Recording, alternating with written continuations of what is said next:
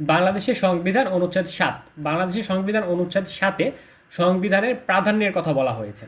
তো সংবিধানের অনুচ্ছেদ 7-কে দুই ভাগে ভাগ করা হয়েছে, 7-এর 1 এবং 7-এর 2। 7-এর 1-এ বলেছে প্রজাতন্ত্রের সকল ক্ষমতার মালিক জনগণ, তার মানে বাংলাদেশের সকল ক্ষমতার মালিক বাংলাদেশের জনগণ, এবং জনগণের পক্ষে, কথাটি লক্ষ্য করুন, এবং জনগণের পক্ষে সেই ক্ষমতার প্রয়োগ কেবল এই সংবিধানের অধীন ও কর্তৃত্বে কার্যকর হইবে।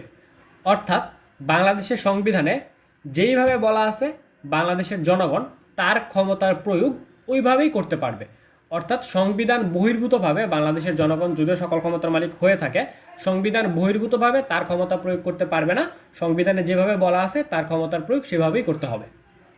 7-এর 2-এ বলেছে জনগণের অভিপ্রায়ের পরম অভিব্যক্তি রূপে এই সংবিধান প্রজাতন্ত্রের সর্বোচ্চ আইন।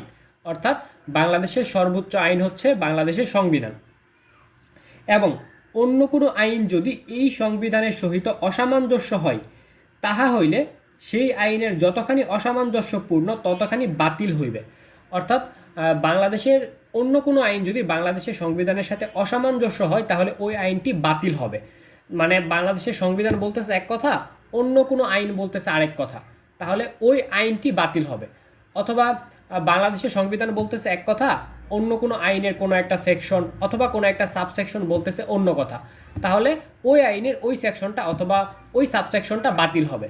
মানে বাংলাদেশের সংবিধানের সাথে বাংলাদেশের অন্য কোনো আইন যদি অসামঞ্জস্যপূর্ণ হয়, অর্থাৎ বাংলাদেশের সংবিধান বলতেছে এক কথা, অন্য কোনো আইন বলতেছে আরেক কথা, এরকম যদি কখনো হয় তাহলে ওই আইনটা বাতিল হবে, বাংলাদেশের সংবিধান বাতিল হবে না।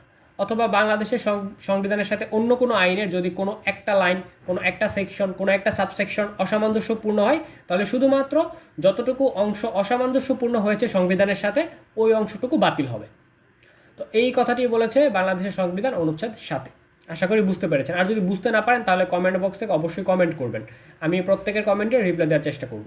ধন্যবাদ।